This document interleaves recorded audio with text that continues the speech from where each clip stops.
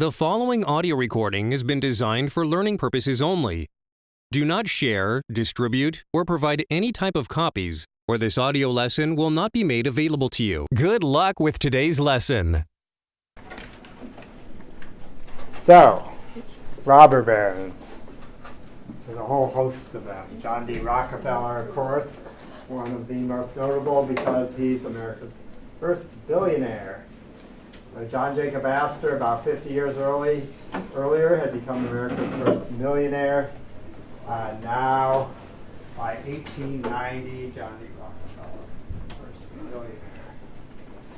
He has to retire from daily management of Standard Oil Company because he has so much wealth that he has to devote his entire time to managing all of his money. Be a nice job to have. I thought the money managed itself. No. It has to be invested in.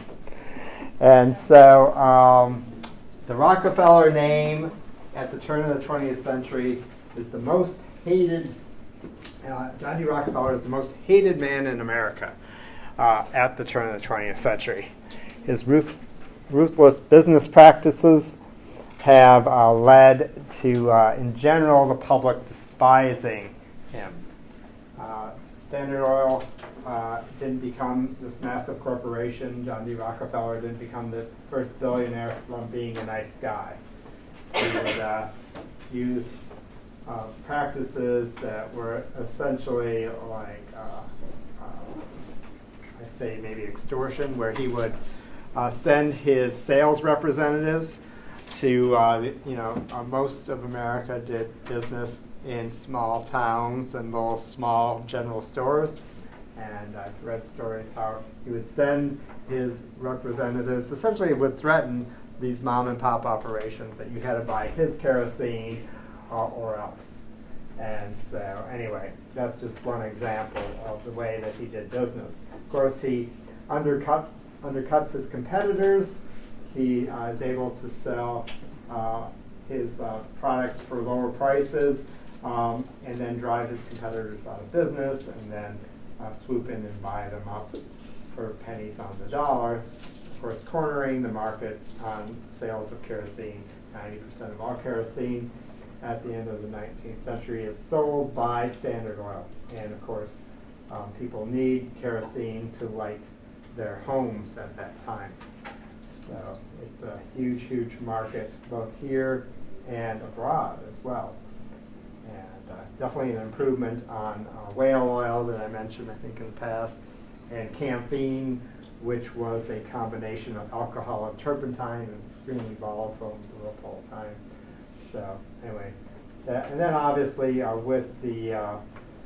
with affordable automobiles in the 20th century, then Standard Oil became a major supplier of gasoline to the public. So it's John D. Rockefeller Jr. that made the Rockefeller name into one that went from being hated to one that became beloved, essentially, in the 20th century. Rockefeller Jr. Said, well, we have all this money, then we should try to revive. Now we should do good with it for the public. So they would have all kinds of projects. They work on things like helping improve teachers' pay in very poor southern states, working on getting rid of pellagra in southern states. Anybody heard of pellagra? No. Nobody's heard of pellagra. Okay, it's if you don't have enough minerals in your diet. If you are extremely poor and have very minimal amounts of nutrients in your diet, your body craves minerals. And to the extent that people would go out and dig up like clay and eat dirt. I told you that. Yeah. So remember, that's pellagra. That's a good extra credit question that could come up. I'm just thinking of that now, so I put that in there. But so anyway, they worked on something, that was one of their projects, all kinds of projects. restoring Colonial Williamsburg. Has anyone got a chance to ever go to Colonial Williamsburg in Virginia? No? What? Oh, it's this amazing. It was the capital of Virginia, of the colony of Virginia, and but then of course the capital eventually moved to Richmond when we became a new country, and so but the old colonial capital is restored by the Rockefeller family, and so the reason why you can go there today and feel like you're walking in the 18th century is because of them. So, as I mentioned, 90% of all the nation's kerosene and oil refining is done by Standard Oil in 1890.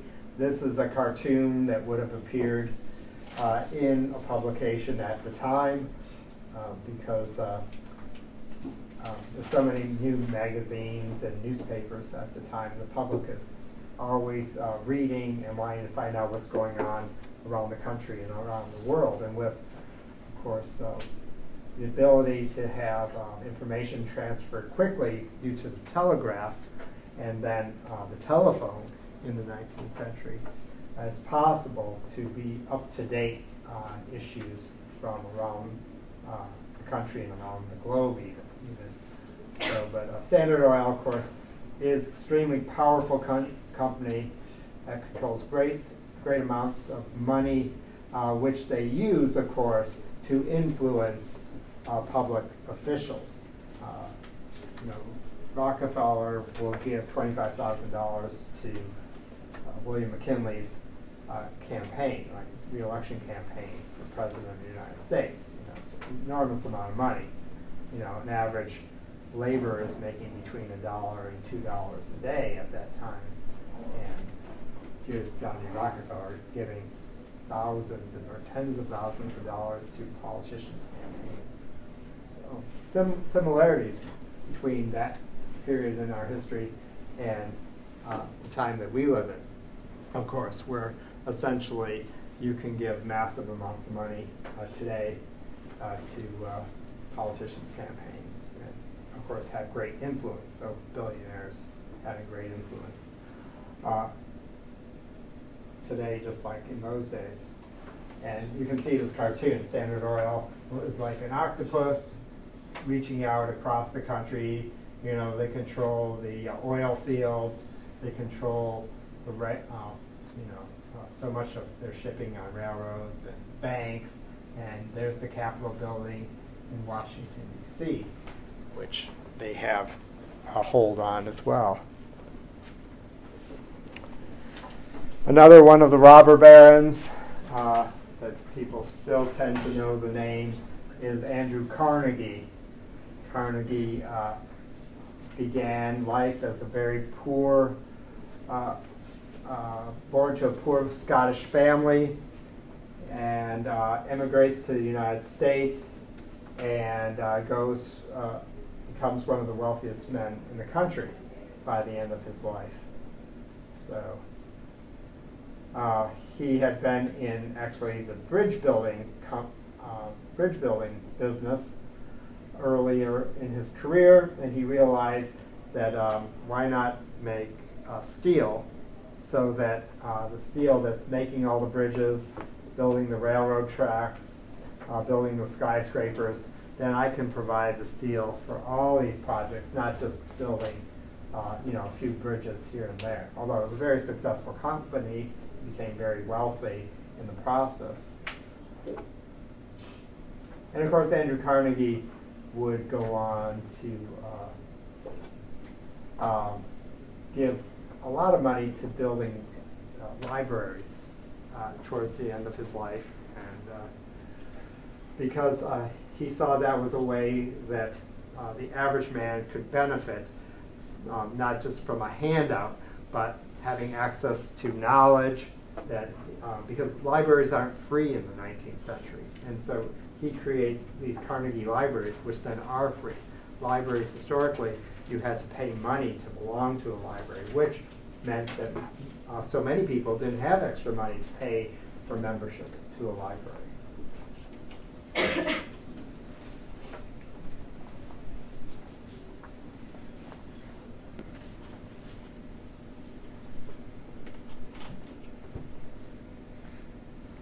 is just a few images of some of the Carnegie Iron Works in the Pittsburgh area in Pennsylvania. Carnegie retires in 1901, selling Carnegie steel to J.P. Morgan, the New York banker, for $480 million. When Morgan was asked about paying so much for Carnegie steel, he said, well, that's what Carnegie wanted, but I would have paid twice as much.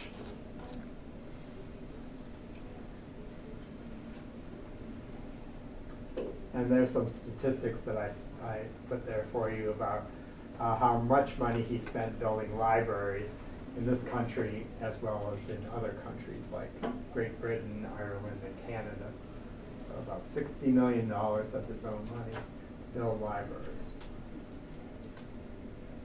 Today, Carnegie libraries tend to be part of municipal systems, and or sometimes they were small and outdated and ended up being sold off when towns and cities built new libraries in recent decades. But every once in a while, you can be in a small town and find the original library still standing.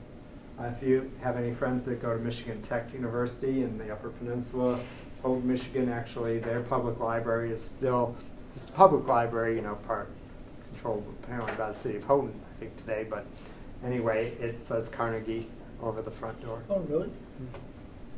My son went there. Oh, nice. They asked him about that. Yeah.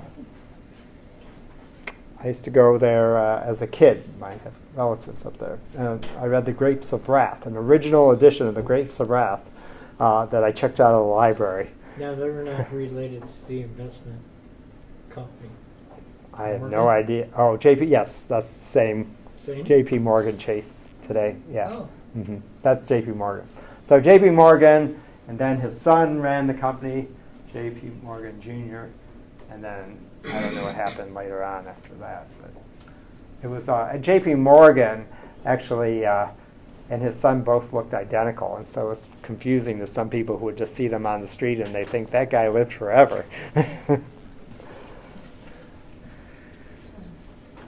I actually have a friend whose something like their great aunt married J.P. Morgan and died on their honeymoon.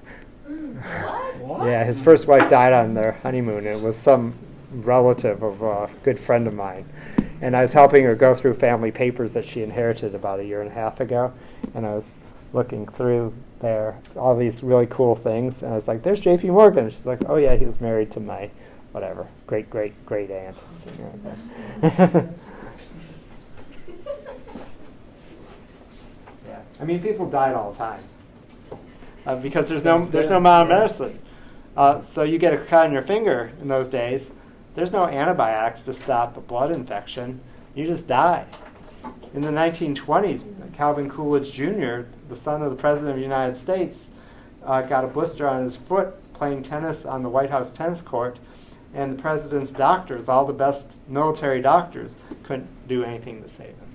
So that's just how life was.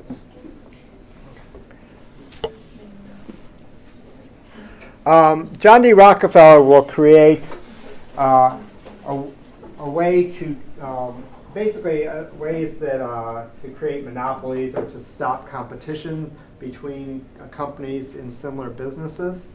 And Rockefeller actually invents this idea of creating what's called a trust, companies within the same industry that would have a single board of directors.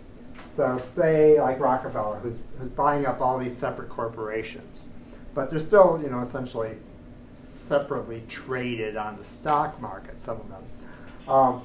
What he would do is he would have just one board of directors, or what was called board of trustees, and then they would make the decisions for all the corporations and essentially set prices so that there would be no competition between them. And then, of course, all the businesses would reap these good profits because they keep prices high. Obviously, they're not going to say, let's set the prices low to help the general public. They're not going to do that.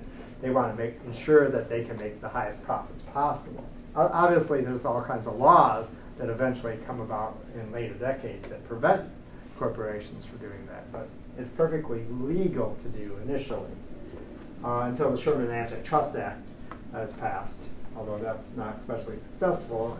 But anyway, John D. Rockefeller will then go on to create the holding company. So trusts, people are very wary of this because obviously, you can't go shopping around and say, I'm going to buy a different brand of kerosene because everything's being produced by Standard Oil or other companies that he's controlling. So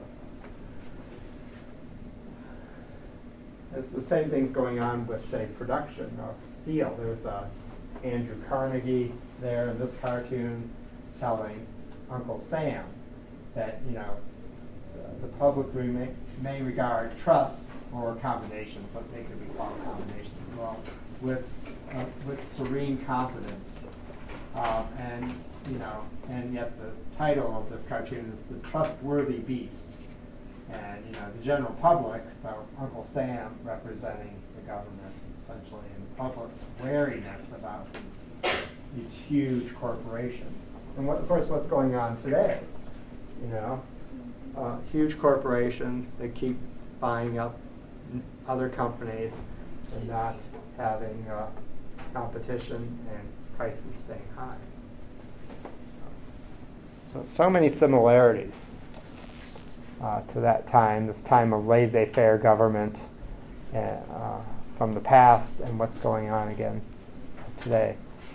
Now Congress in 1887 created the Interstate Commerce Commission because, of course, under the Constitution, Congress has the ability to regulate trade between the states. So any good that, say, I might make here in Michigan, but sell to someone in Ohio, the government can have a say in what's going on. Now, if I was just selling my products to people in Michigan, the federal government would have no jurisdiction over my company. But once something I produce goes over state lines, then under the constitutional law, that can happen. So because, of course, the public is very wary of big corporations, especially the railroads, because what's happening is there's lots of railroads, but they tend to be owned by just a few companies. For instance, J.P. Morgan, he has his hand in everything.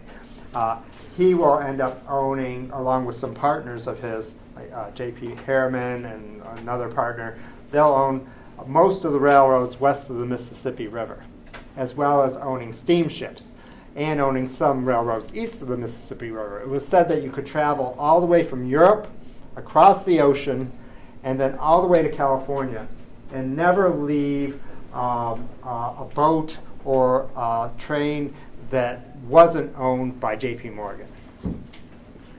So, I told you how the railroads used to give free passes to politicians. Politicians and their families could travel for free, and it was a way of bribing politicians to not pass any type of legislation that would harm railroads. But eventually, by 1887, there's such outcry that Congress tries to do something to appease the public, and that's what they do. They create the Interstate Commerce Commission to regulate railroads. Essentially, they couldn't conspire to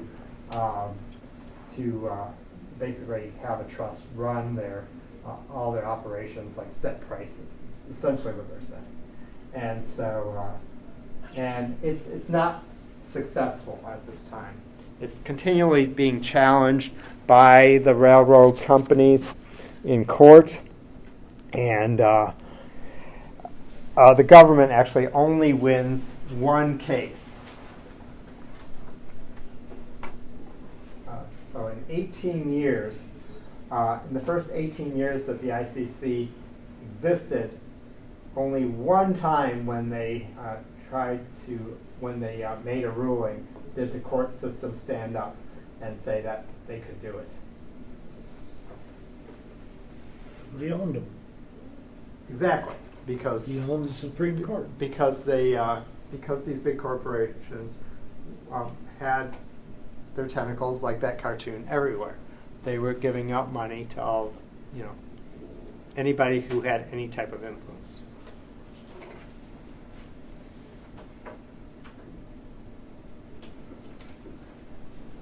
And the general consensus at the time still is that you should have laissez-faire business. That the government should be involved in your lives. And it's, of course, the federal government historically is not in your business. Like, most people would never have really any type of contact with the federal government other than, say, going to the post office.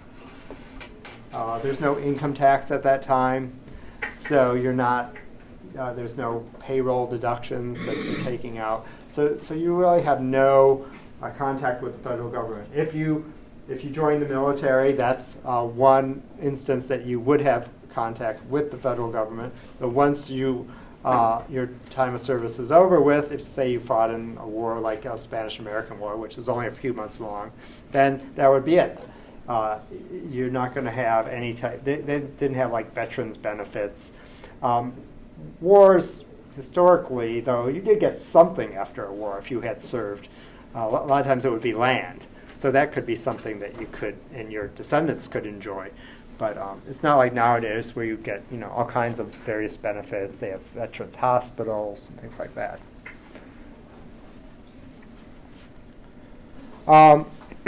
In 1890, so 3 years after the ICC was established, the federal government passes legislation saying that these trusts, so these companies that are colluding with each other, being run by a single board of trustees, are illegal. But basically the law's very weak. John D. Rockefeller just says, well, if the trust is illegal, then I'm just going to make sure I just own all the companies. Even if I don't own the companies and we're just working with other companies that are owned or technically owned by someone else, I'm just going to make sure that I own them all, and I'll just put them under the umbrella of Standard Oil. And so, you can really see why that 1890 date is really significant, because that's basically when John D. Rockefeller becomes a billionaire. So he just kind of consolidates everything he has.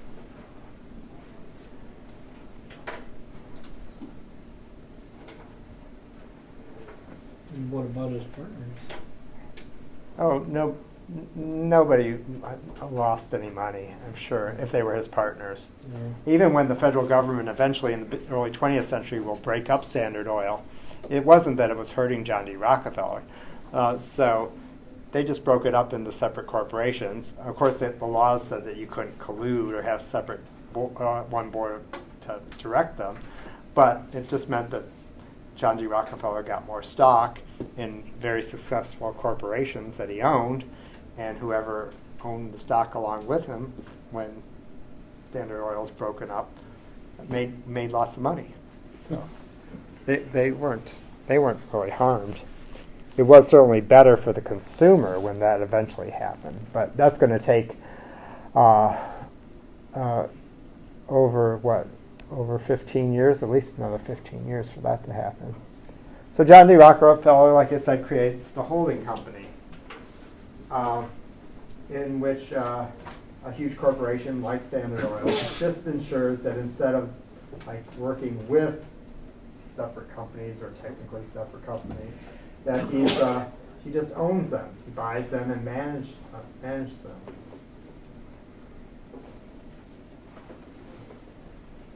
And so another great illustration from that time period with Rockefeller holding the White House in his hand. He's got the president in the palm of his hand, and there's the Capitol building. Here's all barrels of Standard Oil products, and the Capitol building not being an extension of his refineries.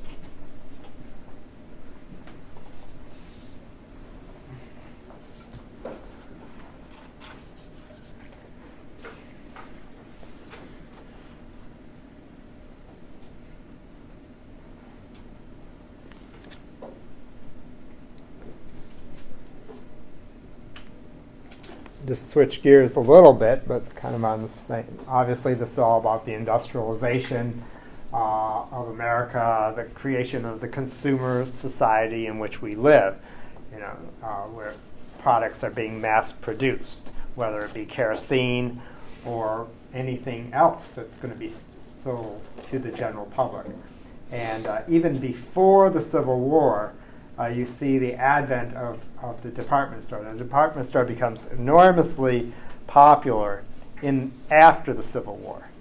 But the very first department store is in Manhattan, in New York City, in 1846. It was called Stewart's Department Store. That building actually still survives.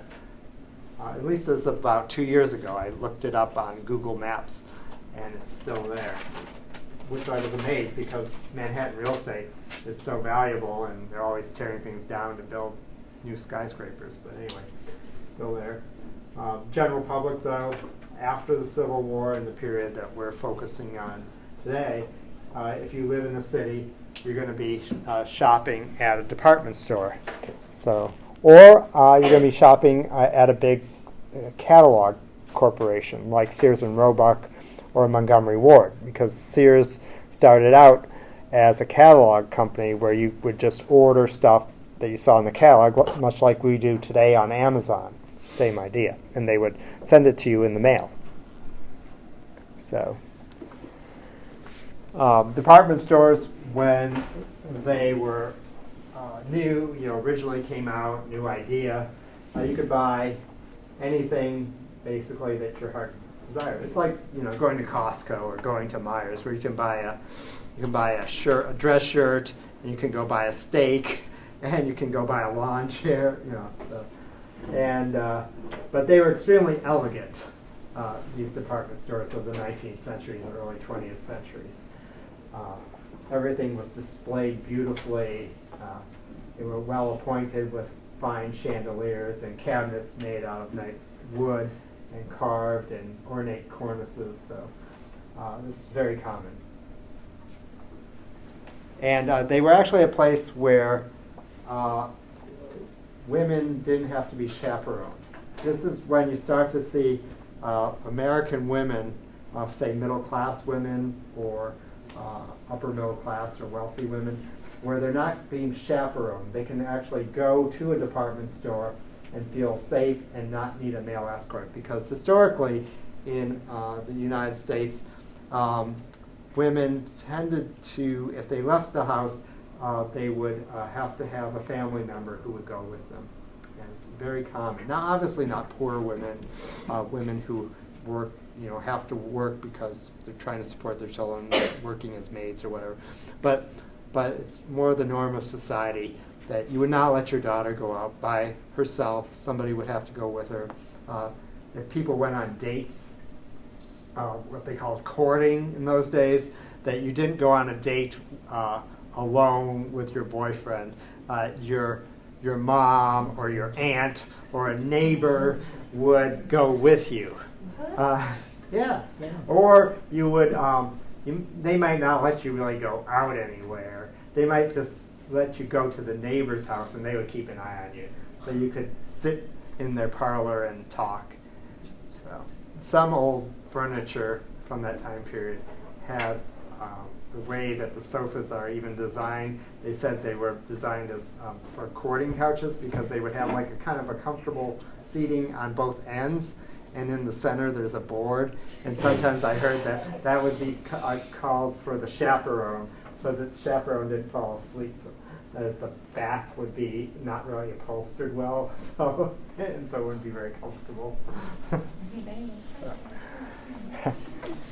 But that's how it was.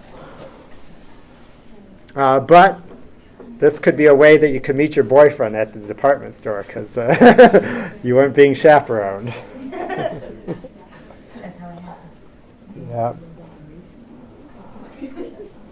Here's just some more images of department stores from the time. So, yeah, beautifully appointed. And then, of course, a great way to advertise what's being sold inside is the big department store windows, and which, if you go to Chicago or New York City today, those buildings still survive, and You know, they still have elaborate displays, especially during the holidays. Although I was in Manhattan in May, and I forget which department store I was walking by, but there was one huge department store I was walking by one night, and they were doing new window displays, and they were like works of art inside, so it was pretty amazing. But of course, advertising is becoming more and more common in magazines and newspapers, things like that.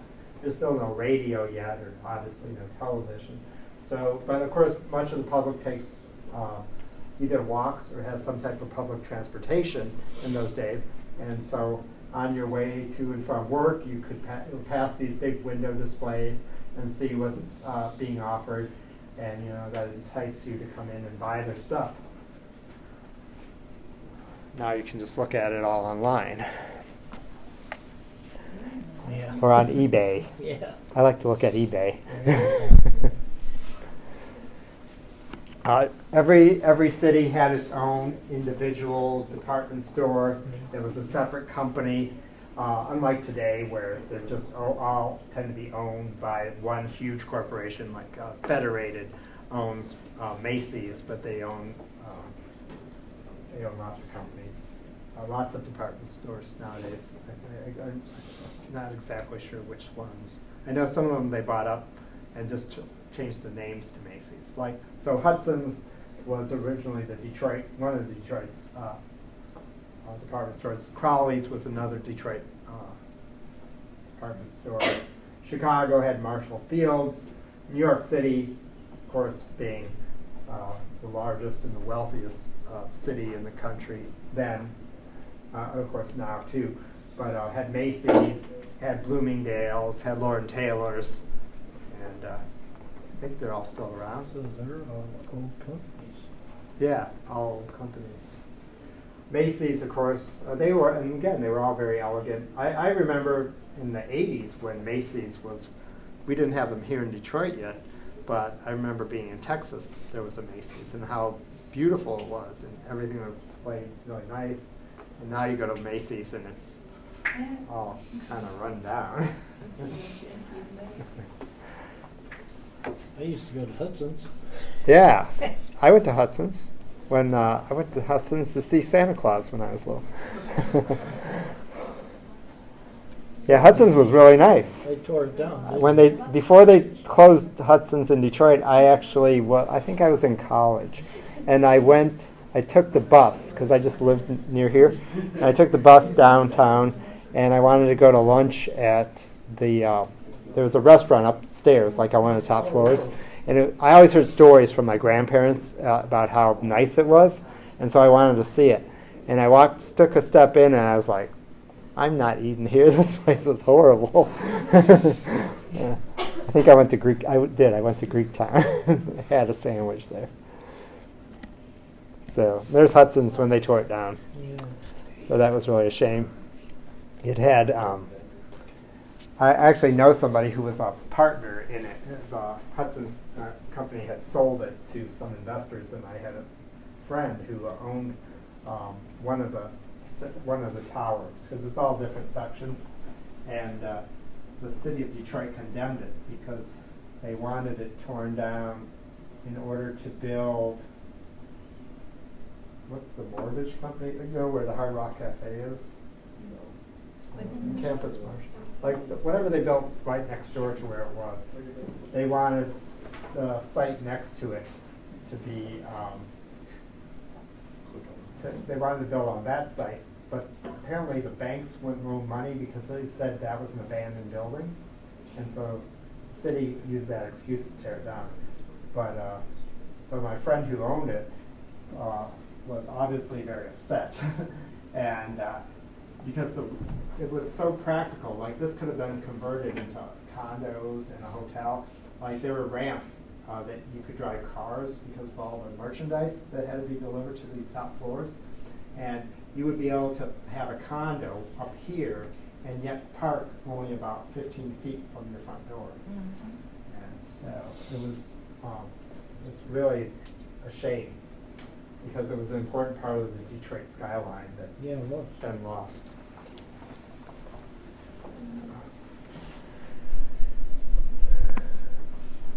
All right. So let me talk a little bit about the laborers. You know, they come up all the time. Obviously, it's the unskilled workers who are actually doing the physical labor to create all the mass-produced goods that are being sold to the public. Obviously, with mass-produced goods, prices are coming down, and so available to more and more people. Although often, if you're the unskilled immigrant laborer or farm kid who's moved to the city and doesn't have any skills, didn't have much of an education, and you're working in the factories, you're not making much money, and therefore you often aren't going to be able to participate in this idea of the American dream. You know, having a house, being able to buy all this mass-produced furniture and goods to put inside.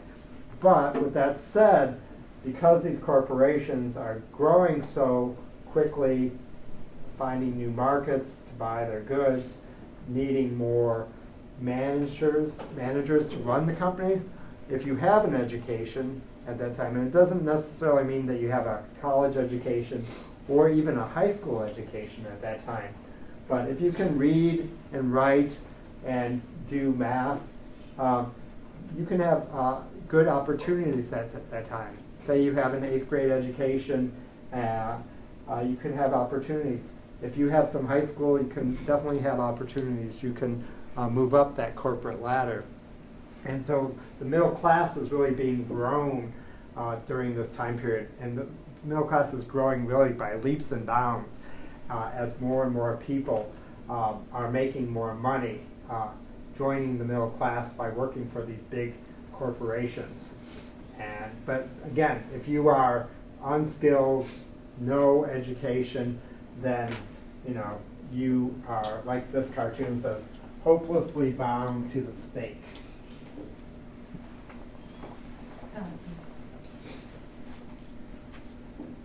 And they're tied to the monopoly. You see that in the back? And then these are all the robber barons. That's Vanderbilt. That's William H. Vanderbilt, who took his father's $100 million fortune when he inherited it and made it into a $200 million fortune in 10 years.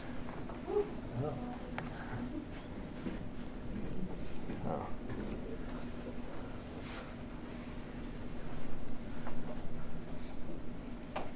So if you're one of these unskilled workers, you're generally working 12 hours a day, 6 days a week.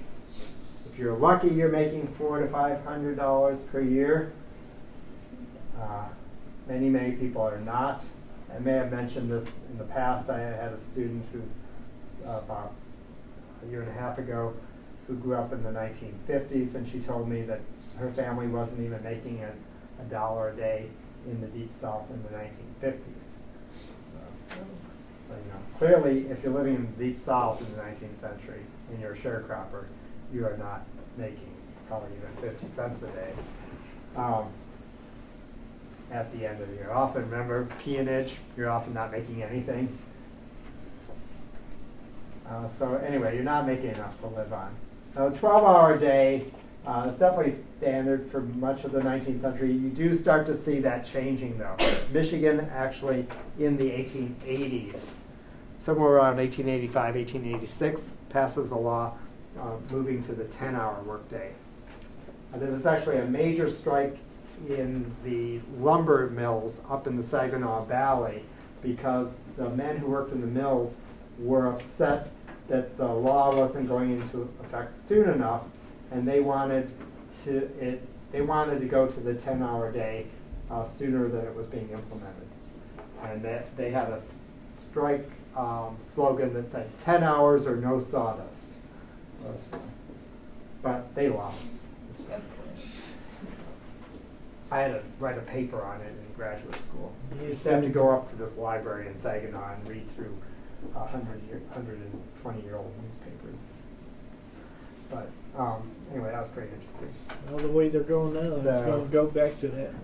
Well, I often wonder, I've read articles about that, because what is the 8-hour workday? People, let's say you're supposed to be at your desk 8 hours. But like I have a cousin who works as an executive at Dell Computer. And then he's actually in charge of lots of different things. He goes home and works till 11 o'clock at night, so, and he's got his managers calling him all the time or sending him emails and texts and stuff. So, I mean, an academic schedule, like for me, is in some ways good, but then I'm always working and I'm teaching online, so I'm like talking to my students at 11 o'clock at night and stuff like that. So, what is the 8-hour day anymore? So once it was 8 hours, and then you got paid, you're supposed to get paid overtime for that, but that's kind of a thing of the past, especially for salary people. Salary people aren't paid overtime. So it's actually not good for our health. Americans work too much. If you look at and see what Europeans do, they have lots more time off to regain their mental senses. So my friends who work for big auto companies and stuff, they and have to deal with the Europeans. They're always upset. A friend of mine who has to deal with a part of their company that's in France, they're always off in France. And so he needs to get stuff done, and nothing's getting done. Of course now, actually August in Europe, most European nations have the whole month of August. Their workers get the month off, and you get paid, like in Italy, in Spain, in France. So, yeah, they got it made.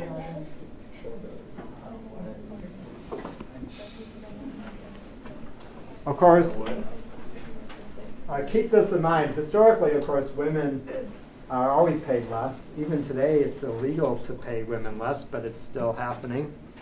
In the 19th century, it was considered that women worked because they wanted to have something to do with their time. They were bored. They work because they're just bringing in a little bit of extra income, just so they can do extra frivolous things or whatever. But women, of course, everybody works because, for the most part, because they have to.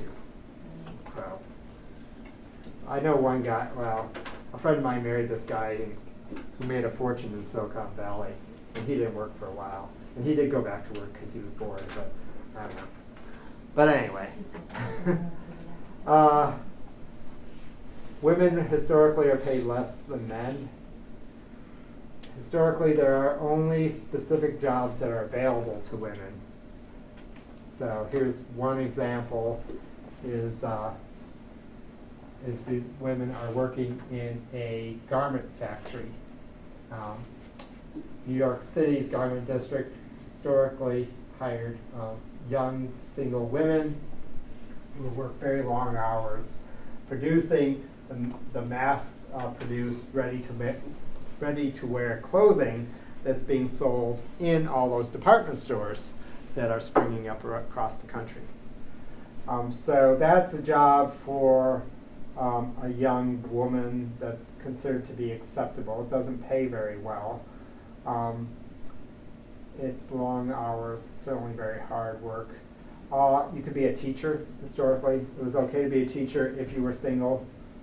It's generally considered, though, if you're married, then you would give up your job, because if you're a teacher, of course, that would technically mean that you were joining the middle class, but it meant that hopefully you had some kind of decent education, although oftentimes teachers didn't in those days.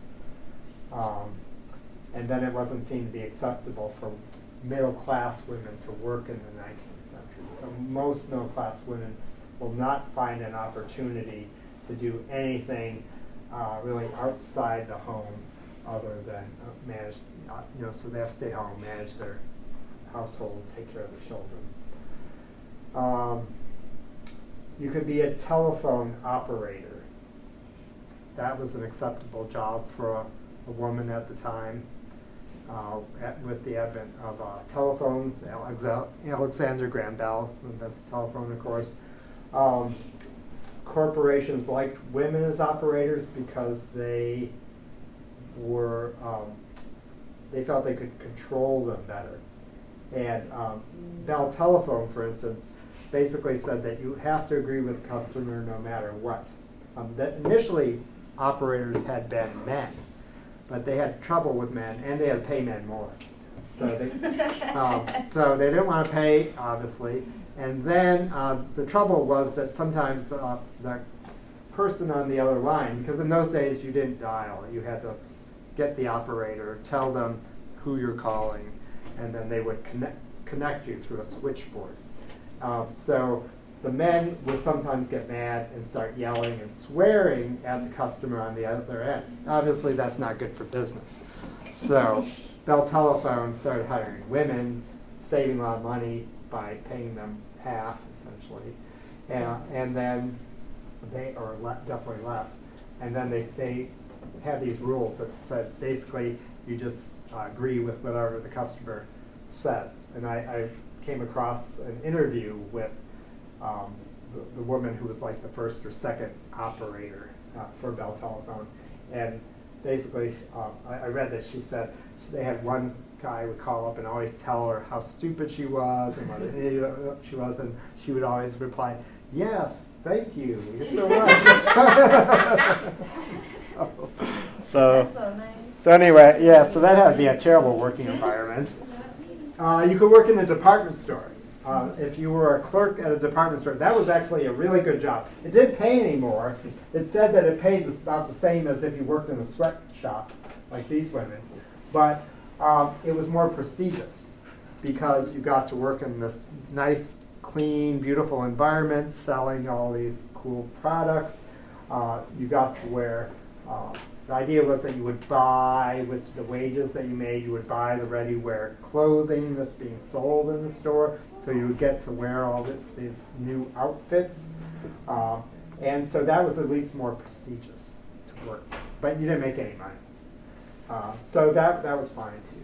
But anyway, overall, in this male-dominated society, it was just thought that women are working because they just want something to do. Yeah, you didn't really. You couldn't. It's not like you could live well. I mean, does anybody work in a department store or like Target or anything? I worked in a department store for a while. They Yeah. couldn't hire It me. was a lot of work. I'm not good customer service. Yeah. They pay you a little and I then you didn't have make to a lot of spend money. it at the store, right? I worked at a department store where this is what they would tell us. I was like 23. Punch out and then go back to work and finish up what you need to do. What? I know. Yeah. I'm like, that's Don't think slavery. Working for free for a big corporation. Yeah. Yeah. That was messed up. Yeah. But I was broke and I needed a job and I didn't argue. They would tell us And I was to like be 23. 15 minutes early. Would they really? Oh, Yeah. that's ridiculous. And punch in. Oh. Oh, and punch in? Yeah. Well, as long as you're getting paid, But you didn't right? get paid. Oh, you didn't get paid? No, no, Oh, no. well, that's You not didn't right. get paid up to a certain time. Wow. Oh, no way. Yeah. I know. If it were nowadays, A minute before. I would like call the news. I would call a lawyer. I would be like, but I was, Back then you couldn't. but yeah, not then. I was too timid, I guess. Children, of course, were a major part of the workforce in the 19th century, and employers loved hiring kids because you could pay them less than women. And if you think you could boss women around easily, you can definitely boss kids around easily. Yeah, so children are a big part of this surge in the Industrial Revolution. Can do be hired in all kinds of jobs, from coal mines where they work to divide the coal. How would you like to do that? Work in a No. coal mine? Well, they actually didn't work underground. As far as I know, they didn't work underground. They were called breaker boys. They would divide the coal when it comes out of the mines. It could be like big chunks or medium chunks or small chunks, and they would it'd come down a big chute, and they would like go around, sorting it, and then breathing in all the coal dust. So Yeah. getting black lung just like the coal miners. Here, these kids are working in a factory that makes brooms. Anyway, all kinds of jobs. I actually have some slides that I can show you about child labor. But yeah, low wages. Also, the disadvantage that you're not going to school. So what's that going to mean for your future if you have no education? No. You could be 8 years old making broom, and you can be 70 years old and still doing the same jobs. And so not advancing, having no future. That's actually a great worry for many in society. So certainly you have, the white Anglo-Saxon Protestants, WASPs, who like having immigrants because they pay them less, but don't like having immigrants because they're changing the makeup of society. So they don't like that. They're also worried that you're going to have this whole, if people don't get an education, you're going to have this whole underclass, a permanent underclass. Like, how like in some countries, like historically India has all these different levels of people. And so they're worried that there's going to be a permanent underclass that will never advance. And then what's that going to do for society? Like that could be the undoing of our society. The middle class is especially worried because the middle class has just come from being, poor. And so they're worried that the advances that they've seen could somehow be torn apart. Because obviously if you have too many poor people in a country that are disgruntled, what's the next step? Civil War. Right, some type of war or revolution, yes. And so that's a great concern by the middle class, and which we will get to in the next chapter. So, where are all these people living? If they're not doing jobs that pay well, so they're living obviously in the worst neighborhoods, in overcrowded neighborhoods. Here's a image taken at the end of the 19th century of somewhere in Chicago, the south side of Chicago. The south side of Chicago, of course, gets, it's in the news. Of course, they have lots of problems, social problems today, poverty. But south side of Chicago historically has been a poor neighborhood because that's where the slaughterhouses were located. And so if you worked in the slaughterhouses, you lived near your work. They were the worst neighborhoods because no one wants to live next to a slaughterhouse. They smell terrible, and the stench permeates for blocks away. So, so these neighborhoods are very dirty. The children, if they're too young and can't work yet, they're just sort of out playing in the streets. Streets, remember in the days of animal power, are full of manure, so obviously it's not a healthy environment. Sometimes the animals are dying and just left in the streets by their owners, and then they're rotting away in the streets. So poor living often can't afford to, they really can't afford to have a house. So they either live in part of a rented house that's divided up into apartments, or into specially designed apartment buildings that are known as tenement apartments. And here's a picture of one in Brooklyn, New York, where people lived in 1 or 2 rooms. So essentially that this is like either a 1-room deep or maybe 2-room deep apartment. And the second room in the back would lead out onto a hallway. And so the only light that's coming in would be from the light that's coming in through the door and the window here, back into that second room. And you can see, so this would be like all the people who might live in this, hopefully, 2-room apartment back there. So it's very overcrowded. Often there's not indoor plumbing, or if there is, well, it depends on when the tenements were built. But certainly cities are putting in sewer systems. So when you put in a bathroom, it doesn't mean each apartment has its own bathroom.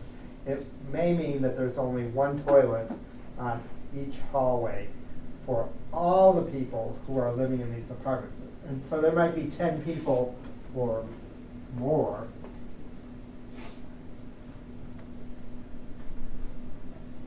So it looks like there's 12 people there on that balcony. So 10, 12 people living in one apartment.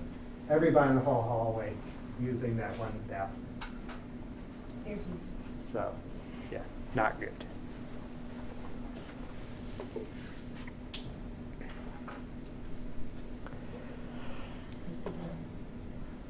Just because you're poor doesn't mean that you don't want to have a nice life and want to do what everybody does. This is a really sad picture of some kids. This was in Chicago. They went to the dump and pulled out somebody's old Christmas trees a few days after they threw them away so that now they could have a Christmas tree.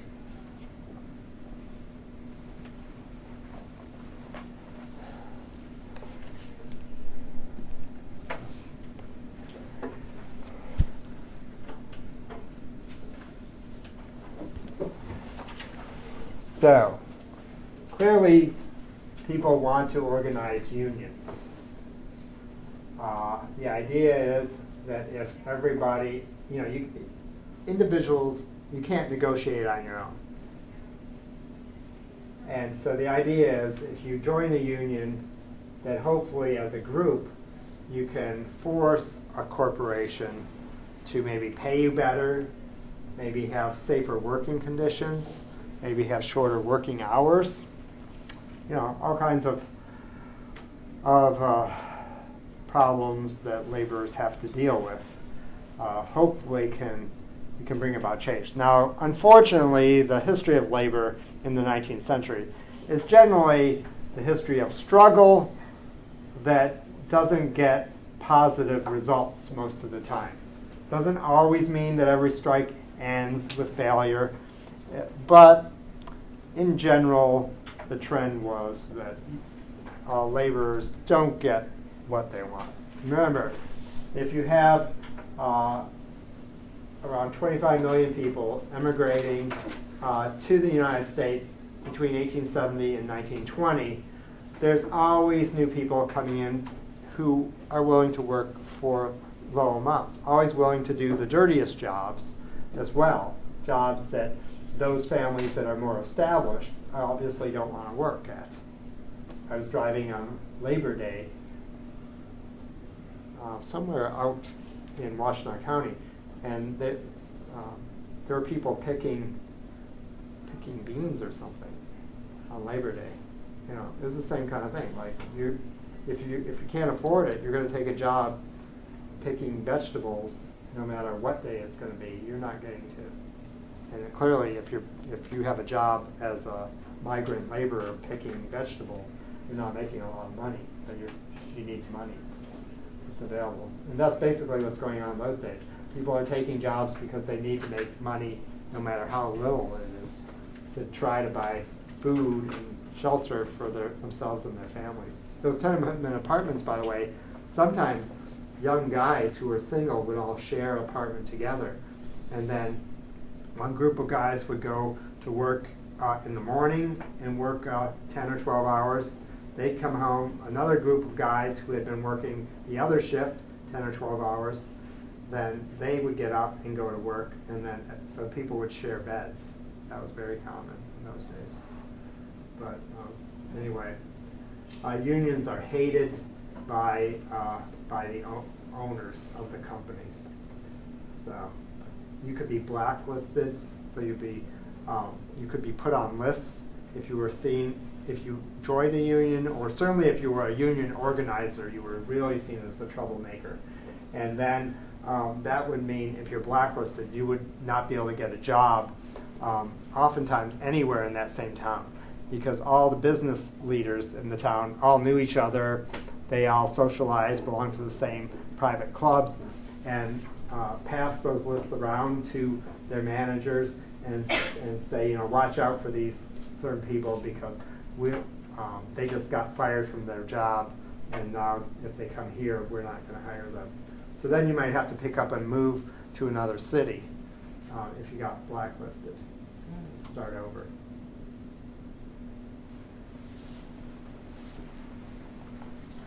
So there's no laws saying that was illegal to do.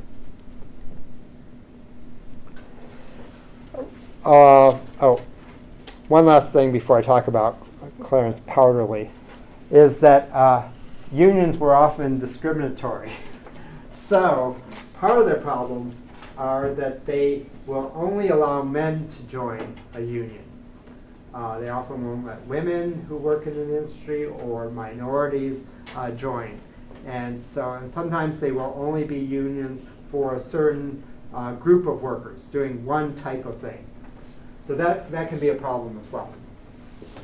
That is different for the Knights of Labor.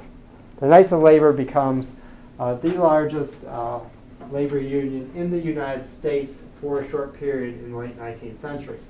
And the reason why they had a period of success was because they included everybody, not just white men, women, immigrants, black workers. Everybody was welcome in the Knights of Labor. Now, it doesn't necessarily mean that everyone got along, but the official line is that you can join. And that gave power to the union. Their ranks swelled. Of course, their coffers swelled because if you join a union, you have to pay union dues. So therefore, you have money to fight companies. You have money to help your striking workers, possibly, which obviously, if you go on strike, that's a problem, because if you're not getting a paycheck. And by 1886, there were 730,000 members of the Knights of Labor. So it's the largest labor union of the late 19th century. They were calling for things like the 8-hour workday, equal pay for all workers. Obviously, this is something that the robber barons don't like. Why would you want to pay a woman the same as a man? Because we're people too.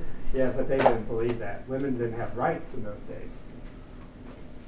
I told you guys how if you got married, historically, when you married, anything that was yours became legally your husband's.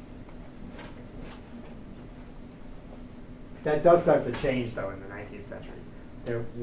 Women were getting some property rights in the 19th century. Well, they couldn't even vote then, could they? No, not yet. Not till 1920. They wanted states to have a Bureau of Labor that would oversee, ensure that people were being protected.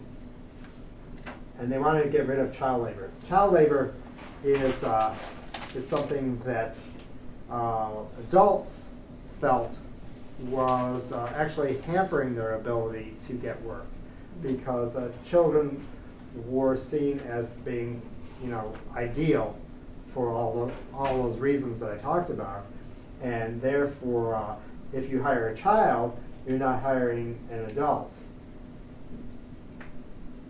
So it's not necessarily that they felt that, children need to have more opportunities. Okay. Now, states do begin to pass laws saying that children have to go to school till a certain age. And that starts to, even before the federal government steps in, that starts to help with reducing the number of children in the workforce. So when you may have heard somewhere along the line that kids like in the South had to go to school till the 6th grade, or it was common in the North to go to school to the 8th grade. But that's because you had to. The laws were established in the later 19th century throughout the country that said children had to have a minimal amount of education. So that was one way that you could reduce child labor. 1916, the federal government passes the Keating-Owen Act, which is interesting because what that did was it said that under the interstate commerce clause within the Constitution, where the federal government can regulate commerce, Keating-Owen Act said that no goods produced by children can cross the state lines. So in a national and international market, these big companies then can't hire kids because if it's illegal for their goods to be sold across state lines. But the federal government is very hesitant to wade into the debate about child labor. And they don't in the 19th century at all. Actually, we have to remember, too, that, again, I can't stress enough, if children didn't work so often, the families could not survive. That was just how things were. It's often like now, though, like it's a dilemma. When you hear about, like, say, kids in Pakistan who are making rugs, or in India, right? So it's a question of, do I want to buy this nice rug, but who's making it? Is it a kid? But then, if those, like a lot of the jewelry, you go to places where oftentimes you can buy jewelry. When these stores have like these big sales, like only $100 for a diamond pendant or for a ruby ring. Well, a big part of the market overseas is that those rubies and diamonds in places like India, obviously they're not the best quality to begin with, but they're being cut by children. So, I mean, what we went through over 100 years ago is what other countries are dealing with today. Like the blood diamonds? Right, like the blood diamond. So the Haymarket riot is this major incident that occurs over a strike in Chicago. And the background story to the Haymarket riot was that there was a strike at the McCormick Reaper factory. And what happened is that the workers are picketing outside the McCormick Reaper factory. So Cyrus McCormick invented the Reaper, which is one of many farm implements that was invented in the late 19th century, or more even mid-19th century, to quickly and efficiently cut down, mow hay, or mow like hay or wheat, whatever. And he moved his factory, built this huge factory in Chicago, pays the workers very low wages, and the workers were on strike. The factory hired scab workers, which was just replacement workers, and so it continued to operate. The workers who were hired to replace the striking workers come out and work one evening a few days before this incident happens, and there's a scuffle. There was an incident where I think someone even gets shot. So because of the police move in and actually are quite violent against the strikers.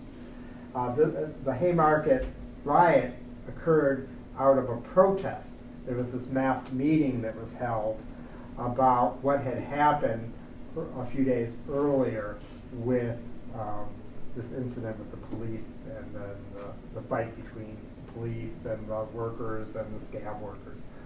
And the strike leaders, all the union leaders were making speeches. The mayor of Chicago made a speech even. He was very much liked by the average workers at the time. But once the mayor left, the police moved in to break up the meeting in Haymarket Square. And when that happened, somebody threw a bomb into the crowd. The public is outraged, the police department is outraged. So a number of people died, 7 police officers, for the strikers. And everyone's calling for vengeance. You got to blame somebody, so the police go out and they arrest all the union leaders, even though there's not any witness for the union leaders having thrown the bomb, because the union leaders were up on a platform and clearly visible. The mayor had just been standing there with them. But nevertheless, you got to blame somebody, and since there was no evidence of anybody throwing it, they just blamed the union leaders. This is a time that anarchists are kind of on the rise, and the Tsar of Russia had been blown up by a bomb. So anyway, so they arrest all the union leaders. They have a trial and sentence most of them to death. And in the so they said 8 anarchists. That's what they called them. That's what the public and the police called the union leaders, anarchists. even though there's no evidence against them. 7 were sentenced to death, 1 to life in prison. Some of them ended up surviving. 4 were hanged. 1, before they could bring him to the gallows, someone smuggled in a exploding cigar, and he blew himself up. That does not sound like a good way to go. I think I might want to blow myself up that hand too. It's fast. Okay. And then before they could get to hanging the rest of them, well, the one guy, of course, was sentenced to life imprisonment. A few years pass. There's a new governor, and he pardons the rest because he said even anarchists deserve legal justice. Was his, to paraphrase what he was saying. So while the governor may not have condoned what these union leaders stood for, he also realized that the trial was a sham and that there was no evidence that any of them had committed a crime of murdering anybody. And so, but that was too late, obviously, for the 5 who had died already. So that's the Haymarket Riot.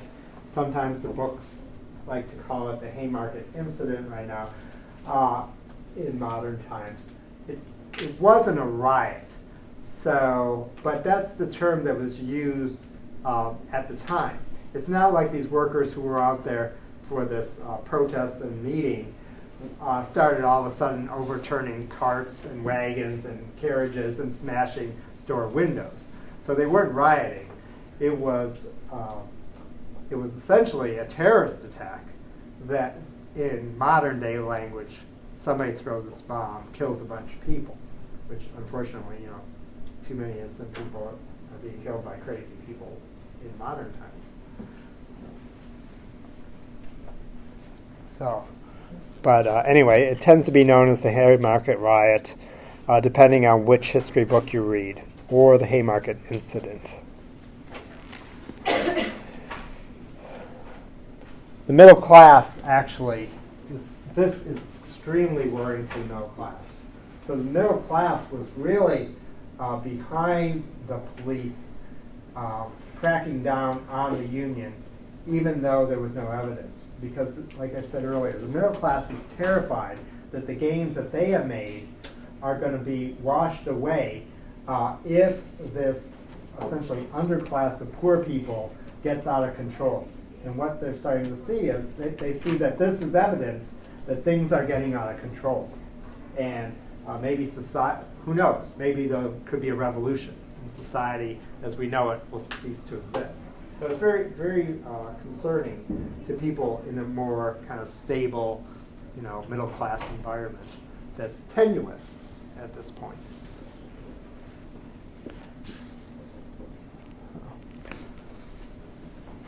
The Haymarket Riot is horribly devastating to the Knights of Labor. With all the bad publicity that comes out of it, from the bomb, from the trials, that their membership falls by hundreds of thousands. Over 600,000 members leave their union.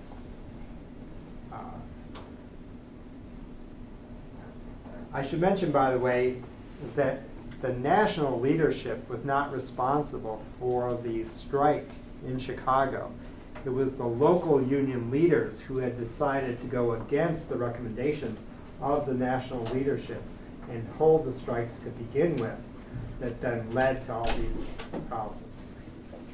But in the end, everybody suffered because now the Knights of Labor is weakened to such an extent that they don't have the power that they did just a few years earlier.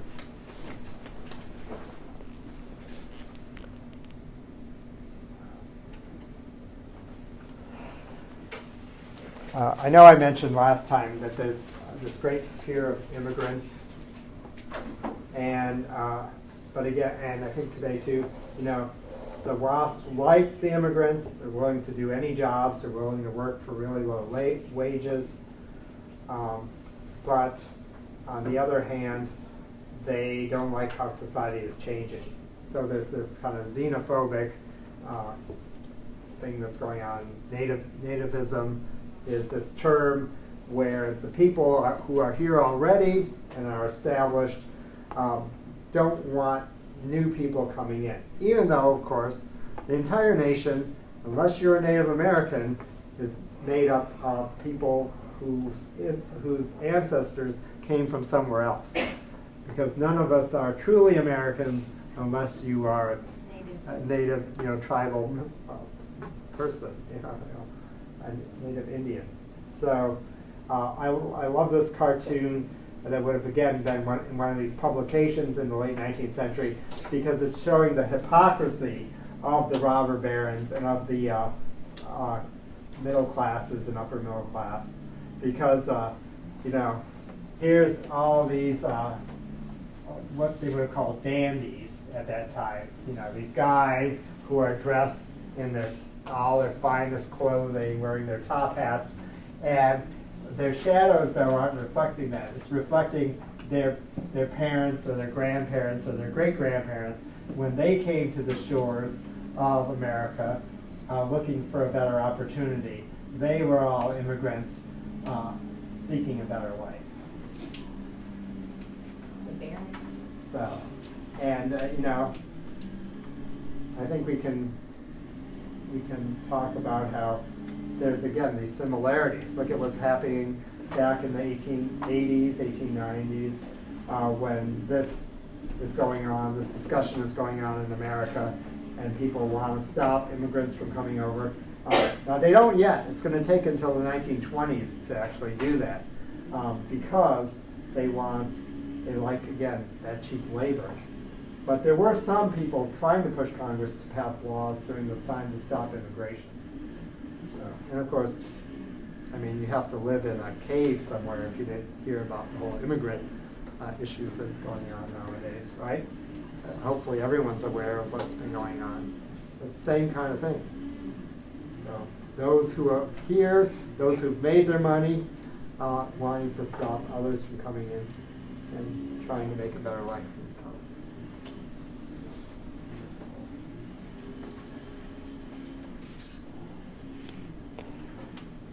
The one success for those nativists, though, was that Congress does pass one law in the 19th century. And it's called the Chinese Exclusion Act of 1882. So there was so much prejudice against Asian people, but just well, there was prejudice against Japanese people, but there's more Chinese immigrants at this time, primarily on the East Coast, places like Washington, Oregon, and California.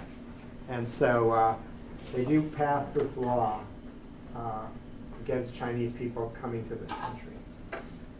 So, of course, if it hadn't been for the Chinese immigrants, it would have been much more difficult to build the Transcontinental Railroad because they were a major part of building all those bridges across the mountain path, the mountainous areas in the west. I wonder how many of them died. A lot of them died, yeah. I don't know. There must be some statistics about that. So. These ideas of nativism are backed up by what's seen as being science at the time, and it's known as social Darwinism. So it's this corruption of Darwin's theory of evolution or survival of the fittest, in which Darwin's theory is related to society and culture. So survival of the fittest. But what that was meaning was that the WASPs, white Anglo-Saxon Protestants, who believed that they were on top, that they are superior to all other peoples around the globe.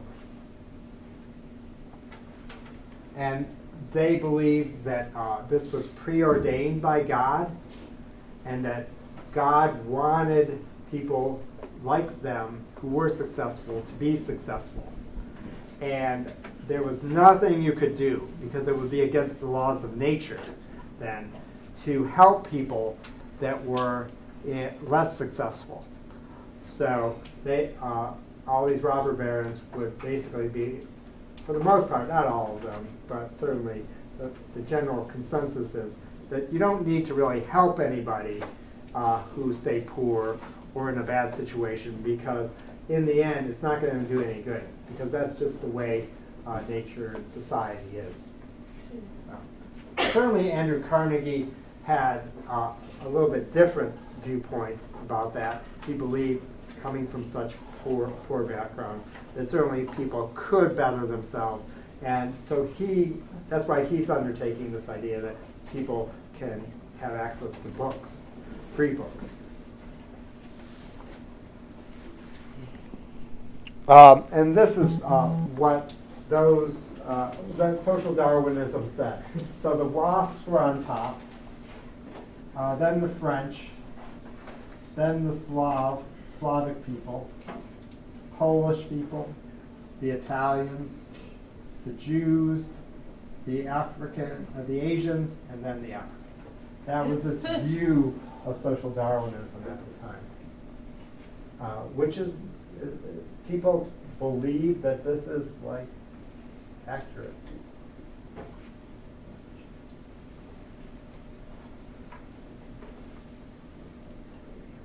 What's interesting, though, is this woman named Jane Addams, who came from a wealthy Chicago family.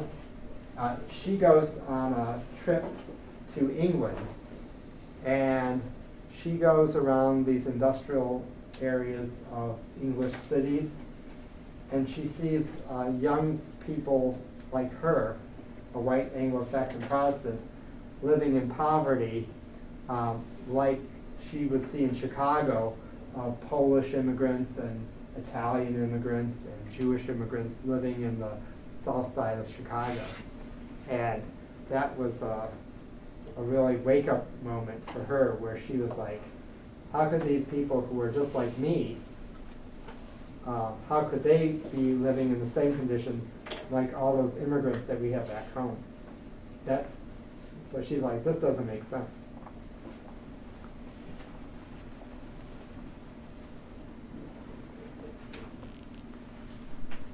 And certainly some church leaders in the late 19th century are speaking out against this and saying that this can't be right, that you have to help your fellow man. It definitely wasn't the white Anglo-Saxon Protestants that were saying that. Well, I would never generalize completely everybody in one group.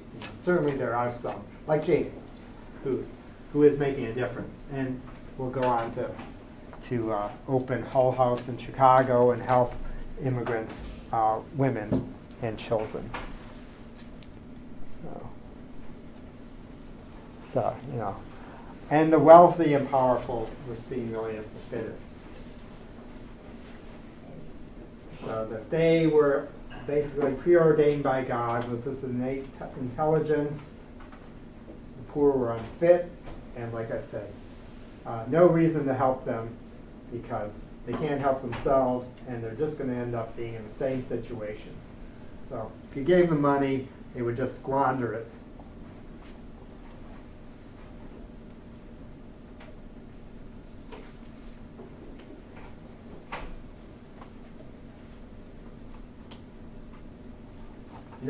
Women, of course, women have always found themselves in difficult situations, because historically they are discriminated against in the business place. They tend to be the ones that have the responsibility of raising children, no matter what age you're living in.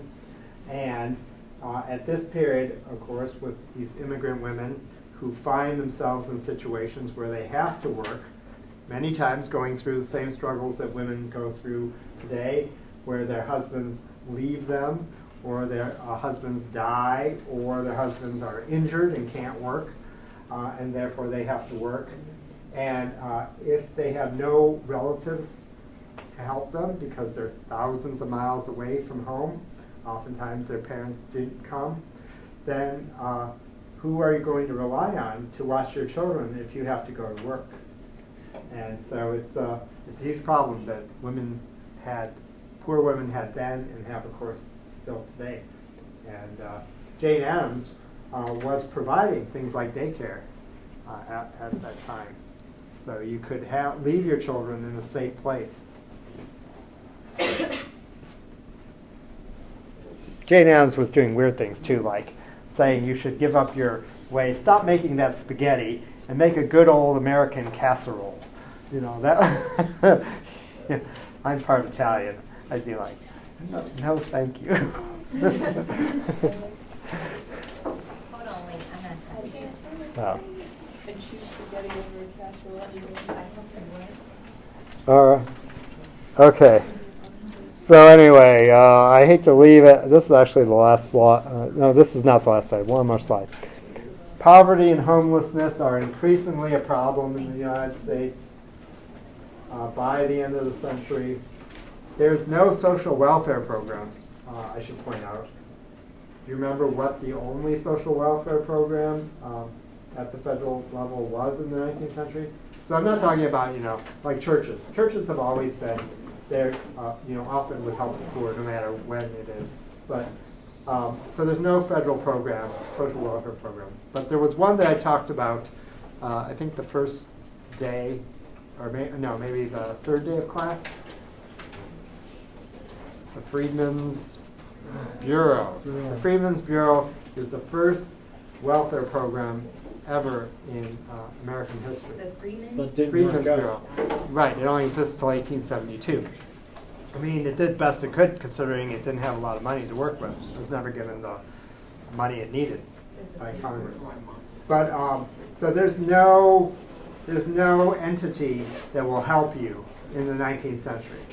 If you run out of money, it didn't matter if you got laid off from your job, if your hand was cut off at work, your business didn't owe you any responsibility, they didn't give you anything, the government wouldn't help you. I'm sorry, You would be reliant upon hopefully family, friends, your community to help support you, which often didn't happen. So here's a heartbreaking image of these children. Probably their parents died and they have no place to go, and they're sleeping on top of this grate. So here's the the doorstep of a house. Here's a grate where exhaust would probably be coming out, and it's warm, and to stay warm in the winter. And look, they don't even have sheets. So things like that. My grandpa died in 1941. There was already Social Security, but only for about 7 years before my grandpa died. And basically, my dad sold 7 years old selling pencils in a hotel downtown Detroit to support his mother. So, because there was really not a whole lot of charity even at that time in the 1940s. And yet, there's 4,000 millionaires by 1890 in this country. something ain't right here.